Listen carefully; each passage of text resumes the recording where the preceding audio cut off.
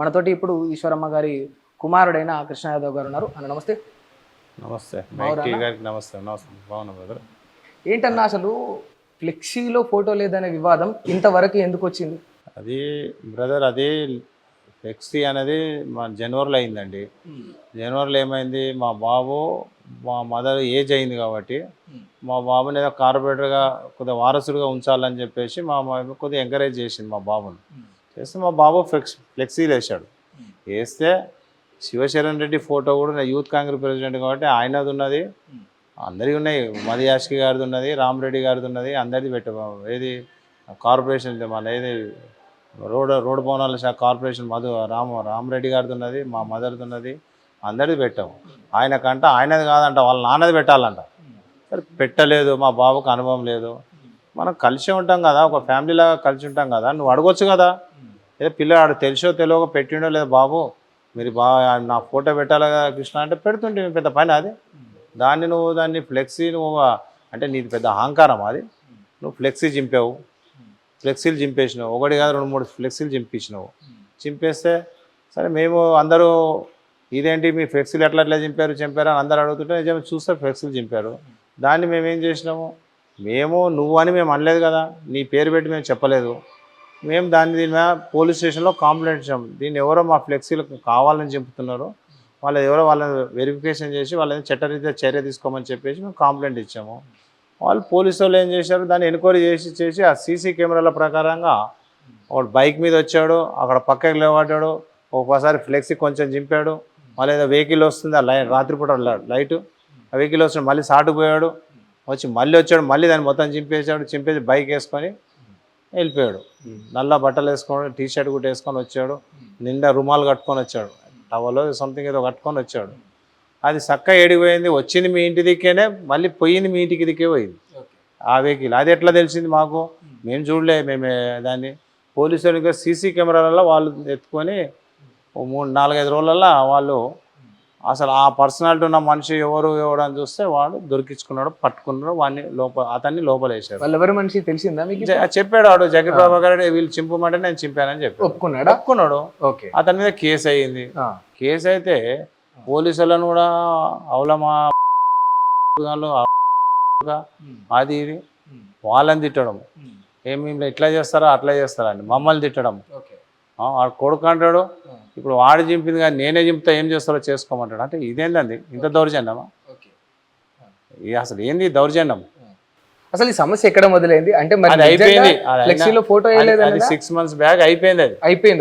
అది క్లోజ్ అయిపోయింది. అది అసలు దాని గురించి పట్టించుకోలే.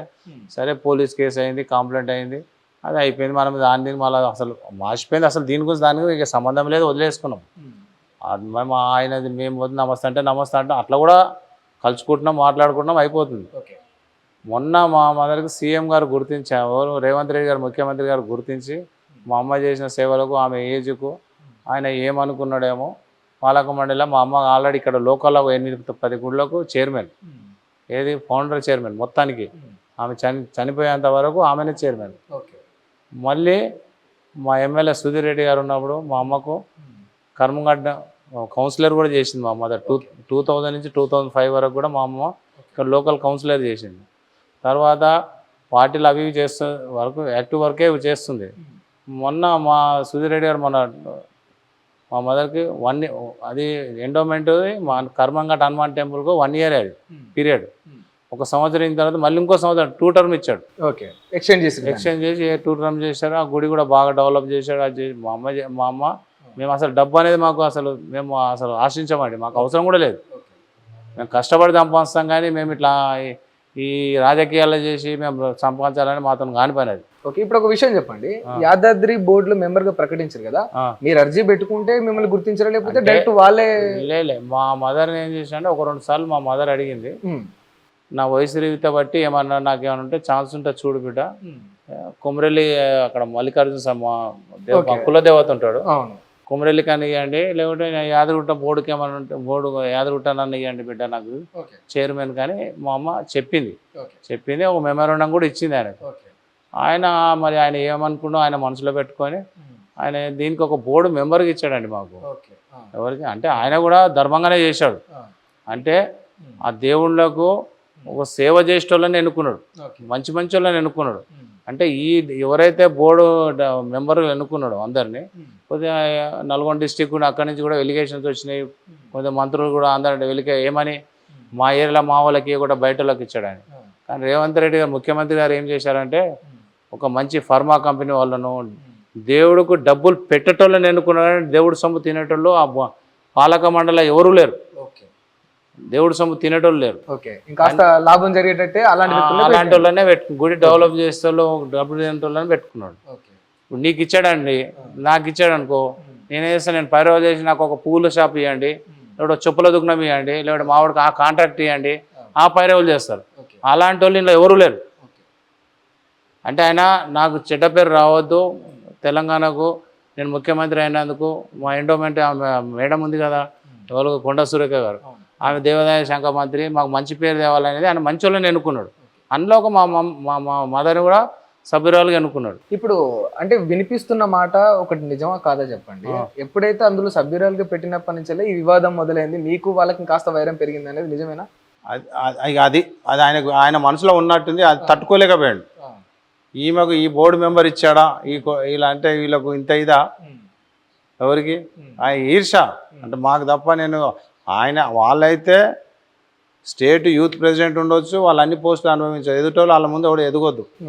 మీరు ఒకే పార్టీ వాళ్ళు కదా, మీ మీద ఈర్ష ఎందుకు ఉంటుంది? ఈర్ష ఎందుకుంటారంటే మా బాబుని ఏంటంటే కొద్దిగా బయటకు తెచ్చామండి, కార్పొరేటర్ గారు నిలబెట్టాలి. ఎవరిని? సురేష్ గారిని. మా బాబుని వీళ్ళకి నిలబెట్టాలని నిలబెట్టాము. అతను తట్టుకోలేకపోయాడు. కాంపిటీషన్ ఏముందండి, అధిష్టానం ఇచ్చేది ఎవరికి ఇస్తుందండి? ఇద్దరికి ఇయ్యదు కదా, ఎవరికో ఒకరికి ఇస్తుంది. నీకన్నా ఇస్తుంది, నాకన్నా ఇస్తుంది. ఎవరు టికెట్ వస్తే వాళ్ళకి నిలబడతాం, లేకపోతే లేదు కదండి. నీకు ఇస్తాను నేను నేను సపోర్ట్ చేయాలి, నాకు ఇస్తే నువ్వు సపోర్ట్ చేయాలి. అలా వర్గం ఏముందండి, అలా వచ్చేది ఏముంది అలా. ఇంకోటి ఇలా కోట్లు సంపాదించుకుంటే మనం బతికేదైతే కాదు కదండి. మీలాగా మేమేదో అన్నీ రాజకీయంగా అడ్డంగా ఉపయోగించుకొని మేము కోట్ల రూపాయలు సంపాదించుకునేది మాది కానే కాదు కదా. మేము కష్టపడి సంపాదించుకునేటోళ్ళు మేము. ఏదో మా అమ్మ వారసుగా మాకు రాజకీయంగా ఉండాలని మా బాబాయ్ భాయ్ వాళ్ళకి ఆ ఈర్ష తట్టుకోలేక మా అమ్మకి టెంపుల్ ఇచ్చేసరికి, ఎండోమెంట్కి ఇచ్చేసరికి ఆవేశంగా అమ్మాయి ముఖ్యమంత్రి గారు నన్ను కాదని మాకు కాదని ఇట్లా ఇస్తారు ఇలా, కానీ ఆ ఈర్ష పెట్టి మేము పొద్దున మా అమ్మకు ప్రమాణ స్వీకారం ఉంది, మేము గుడికి వెళ్ళాము. అక్కడ ప్రమాణ స్వీకారం చేసుకొని రాత్రి 8:30, 9 అయింది మాకు ఇంటికి వచ్చేవారు. అక్కడనే ఆ పాలక ప్రమాణ స్వీకారము, మీటింగ్ అయ్యి కొద్దిగా మా బంధువులు వాళ్ళు వచ్చిన వాళ్ళంతా అక్కడ సన్మానం చేయడం, కలవడం చేయడం, అది వచ్చేసరికి బాగా అలసిపోయి రాత్రి 8:30, 9 వచ్చినాము. వచ్చి కొద్దిగా మేము తినేసి పండుకున్నాం అంతే. అప్పుడు ఎన్నో మనిషి కూర్చొని ఇక వాడు మా అమ్మని నానా బూతులు అండి, వీడికి నాయనమ్మ వయసు ఆమె, అంత అవసరమా ఆ బూతులు తిట్టడం, నన్ను తిట్టడం, మా ఫ్యామిలీని తిట్టడం, అంటే నీకు అంత అహంకారమా? నేను వాస్తవానికి ఒక మనిషిగా నేను ఆ మాటలను అయితే ఖండిస్తా పూర్తి స్థాయిలో. కానీ ఇక్కడ వాళ్ళు చెప్తున్న వర్షన్ ఏంటంటే, మేము ఒక వ్యక్తిని అన్న మాటలకి క్షమాపణ కూడా చెప్పాం, కానీ కావాలనే వాళ్ళు ఒక కులం మీదకి, ఒక వర్గం మీదకి తీసుకొచ్చారనేది వాళ్ళ క్షమాపణ. ఎవరు చెప్పారండి? ప్రభాకర్ రెడ్డి చెప్పాడట కదా. ఎవరికి క్షమాపణ చెప్పారు? ఎక్కడ చెప్పారండి? ఎవరికి చెప్పాడు? ఎక్కడ చెప్పాడు?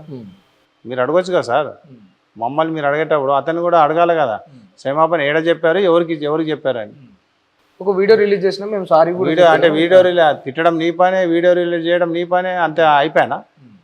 అంటే ఆ వయసు ఆమెను తిట్టి అంత 83, 84 సంవత్సరాలు ఆమెను తిట్టి నువ్వు వీడియో రిలీజ్ చేస్తే అయిపోతుందా అండి? అంటే మేము అందరూ మా బీసీ సంఘాల వాళ్ళు అందరూ ఏకమయ్యారు. అంటే వీళ్ళు ఎప్పుడు ఇలా చేతి కింద ఉండాలా, అంత పెద్ద వయసు ఆమె ఆయనకి నాయనమ్మ అసలు ఆమెను తిట్టడమా, వీళ్ళకి ఇంత ఇదా అని చెప్పి అందరూ ఒకటే. అది మా చేతిలో లేదు ఇప్పుడు. అంత మా వాళ్ళలో ఐకమత్యం ఆటోమేటిక్ గా వచ్చేసింది, చెప్తే రాలే. అది మేమేం వాళ్ళ ఐకమత్యంగా వచ్చింది.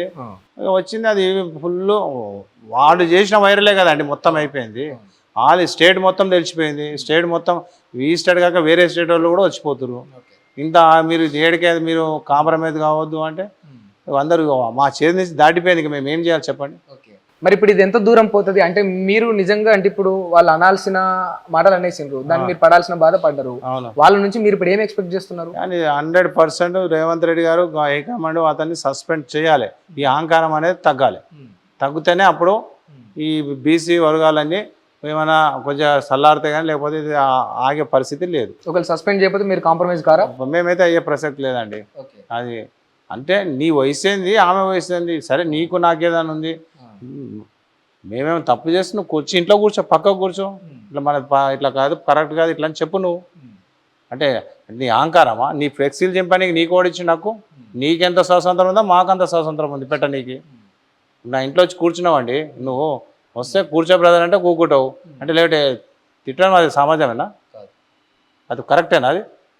అంటే నీకు అంత ఎక్కడిది నీకు అంత అహంకారం, అంత అవసరం ఏమొచ్చింది?